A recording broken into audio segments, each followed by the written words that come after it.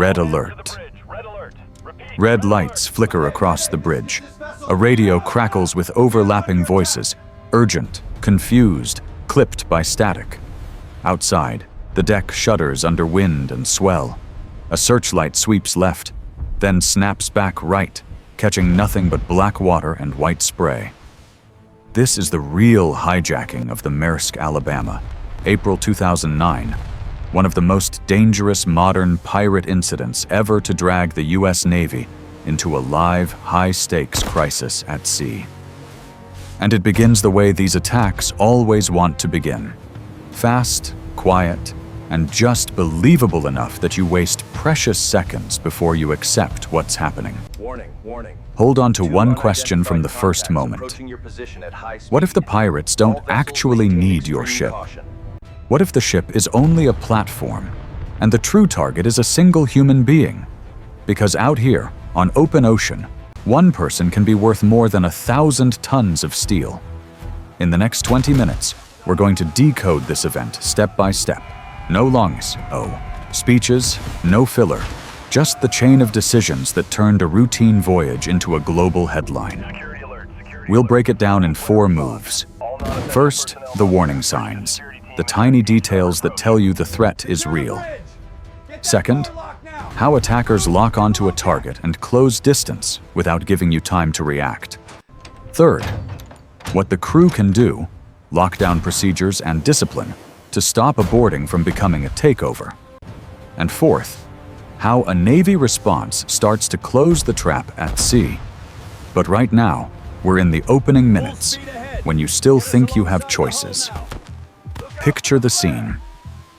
A commercial container ship crossing the piracy corridor near the Gulf of Aden, moving through exposed water where there is nowhere to hide, no police around the corner, and no second chances.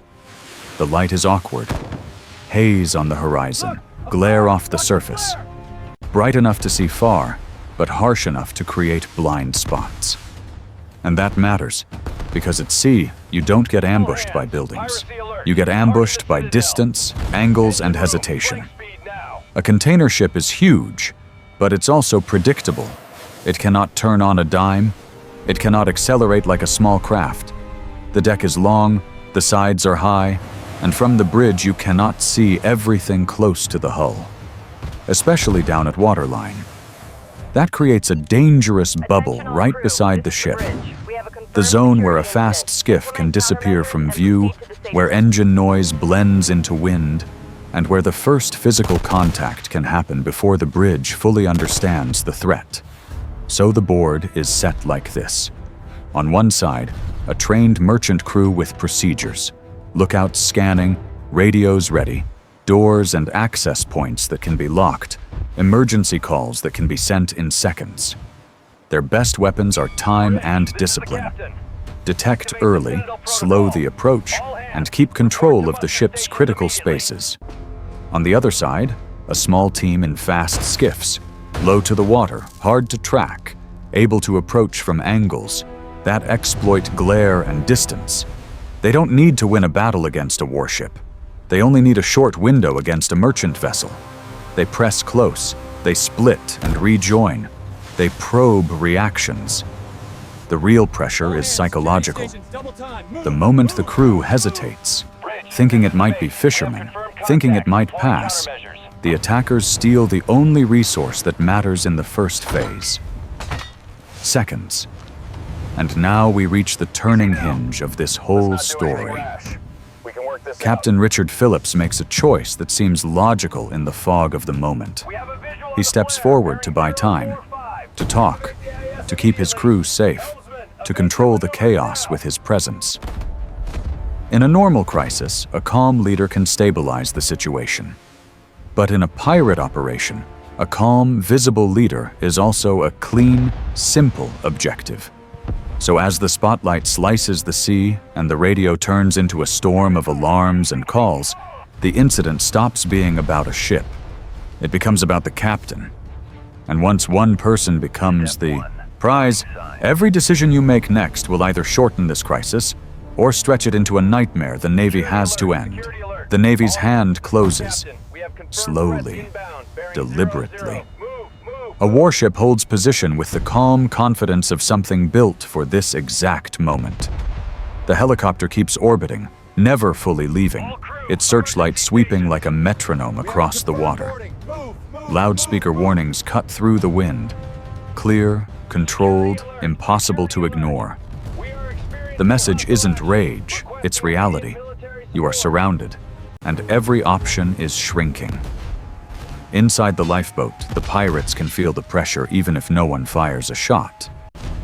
The ocean that once looked like freedom now looks like exposure. Every rise and fall of the swell becomes a reminder that they are small, visible, and trapped in a circle of steel and light. This is where the standoff becomes a choice, and the choice becomes a confession. Release the captain, and you lose your leverage. Try to break through, and you gamble everything on seconds and luck against a navy that can outlast you. And here's the part most people miss when they only remember the Hollywood version. The turning point of this case is not a single act of force. It's a chain of small decisions that pushed the pirates into a corner where the only thing left was the hostage. So let's decode the first phase. Fast, clean, and tactical. Decoded point 1. Why the pirates switched from taking a ship to taking the captain. Because controlling a modern merchant ship is harder than it looks. When a crew stays disciplined, locks down critical access, and refuses to present easy hostages, the ship stops being a prize and starts being a maze. The pirates needed a simple lever, one human life that forces negotiation, attention, and movement. The captain became the most valuable object on the ocean. Decoded point 2. Why Citadel and Lockdown didn't end the attack, but did change the outcome. Lockdown is not a magic shield. It doesn't erase danger. What it does is steal time from the attackers. It slows momentum. It denies clean control. It turns a fast boarding into a messy problem. And in piracy, messy is deadly because every extra minute increases the chance that help arrives and options collapse. Decoded point 3. Why the lifeboat became the pirates' strategic weakness. It looks like a getaway tool, but it's also a floating cage. Small space, limited oxygen, limited water, limited mobility. Once the Navy establishes a perimeter, the lifeboat becomes a single point the Navy can watch, surround, and squeeze without rushing. The pirates may have moved the fight off the big ship, but they also moved it into a box. And that is exactly where we end Episode 1, with the box closing. Because Episode 2 is where this turns into a battle of psychology and endurance, negotiation versus pressure, patience versus panic. We're going to break down how the Navy tightens the net, how the pirates try to force an outcome, and how the situation reaches the final resolution that made this case famous. Pirates versus Navy. Captain Phillips in the center, and a timer you can almost hear in the dark. So here's your tease, your cut to black. Episode 2, the longest night on the ocean, and 3 final shots that change everything. Cut to black. They're close now. From the bridge, the ocean looks empty, until you notice the wake. A thin, unnatural line of white foam cutting across the dark surface at an angle that doesn't match the swell. Then another. Then the realization hits like a punch. Those aren't waves, those are engines. The alarm tone changes. The crew moves before the bridge can even finish the sentence. Footsteps hammer metal stairs. Doors slam. Steel latches bite shut. Somewhere below, a radio operator keys the mic with hands that are suddenly too dry. And down at the waterline, right where the bridge can't see clearly, small skiffs split formation. One drifts wide as a decoy, drawing eyes and spotlight. The other slides into the ship's shadow, riding the blind zone tight against the hull. This is the first rule of a boarding. Don't fight the ship. Fight the crew's attention. The searchlight sweeps again. For half a second it catches spray, then a low silhouette, then nothing. The ocean, toy, swallows it, and that's when the first hard sound arrives. A sharp, metallic clank that doesn't belong to the sea. Another. Then the scraping grind of something hooking onto steel.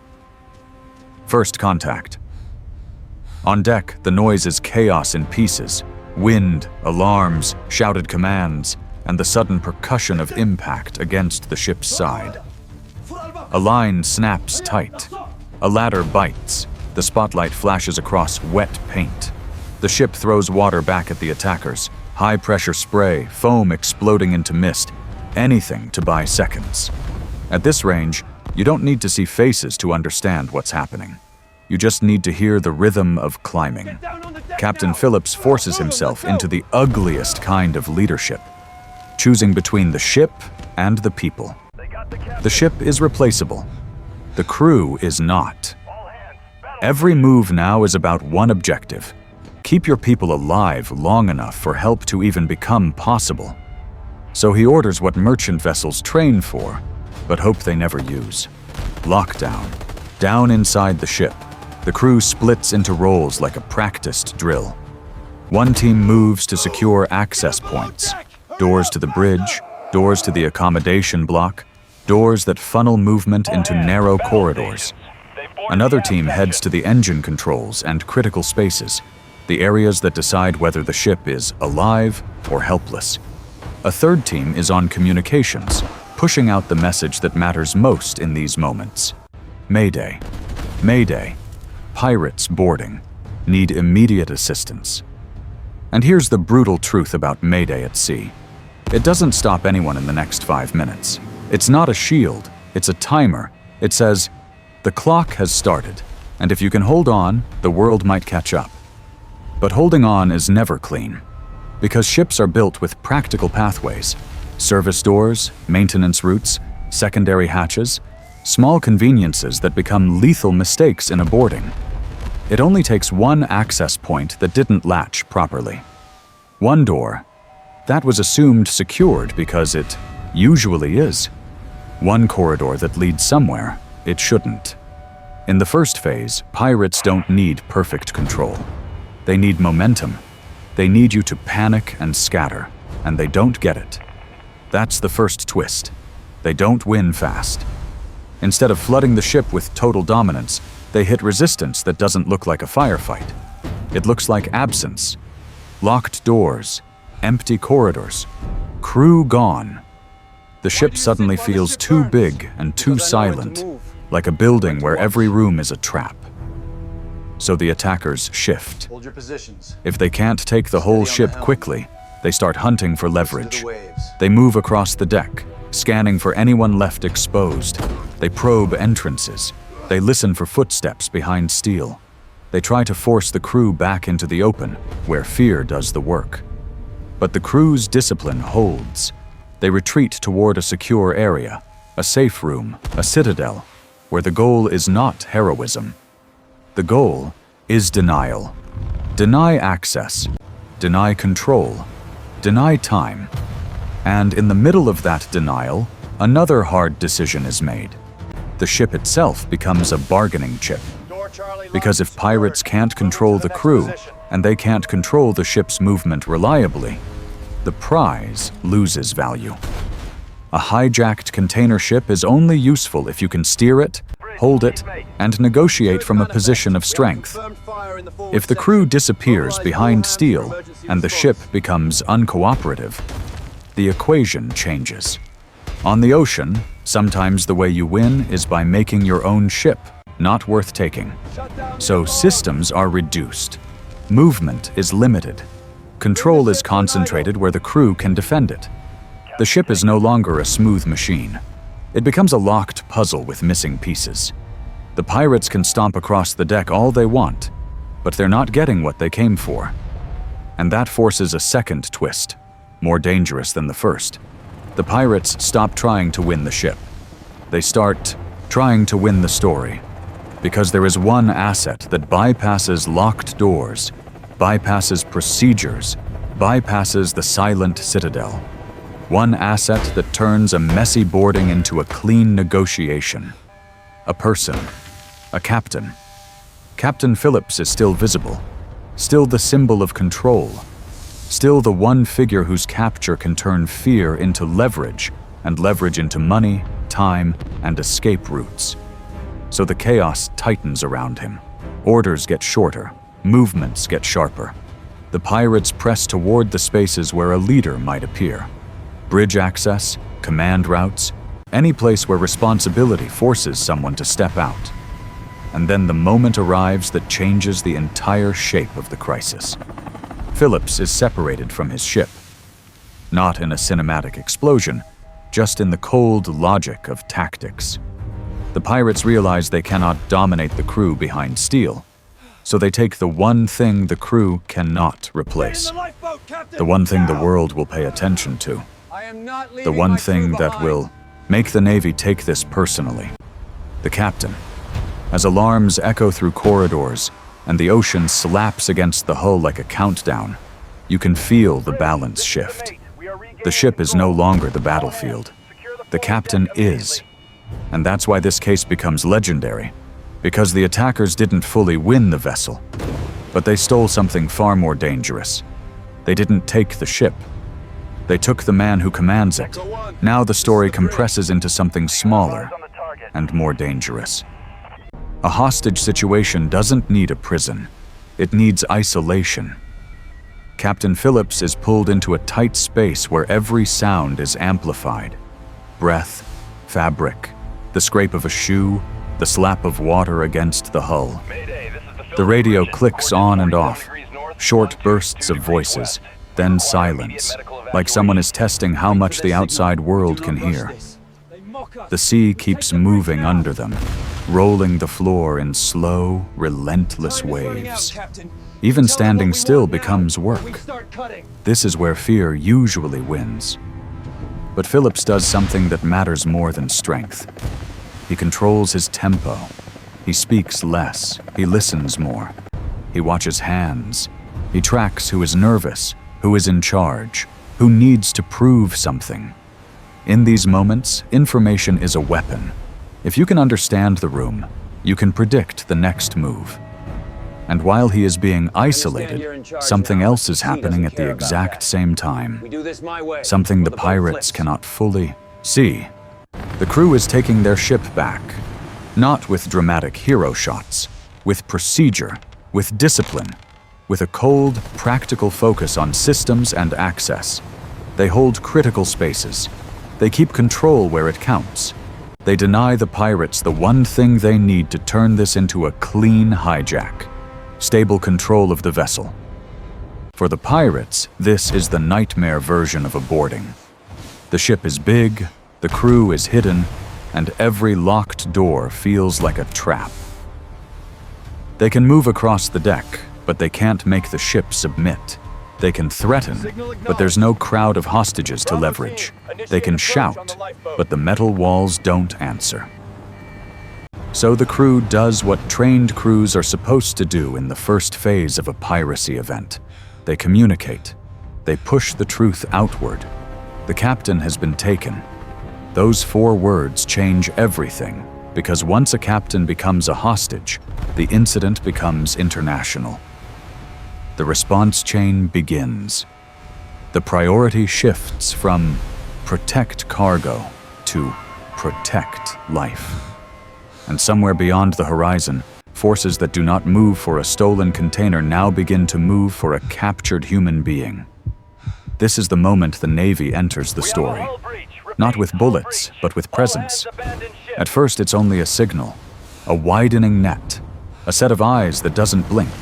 A helicopter appears as a distant shape in the sky, then becomes sound. Rotor wash. A low thunder rolling across the sea.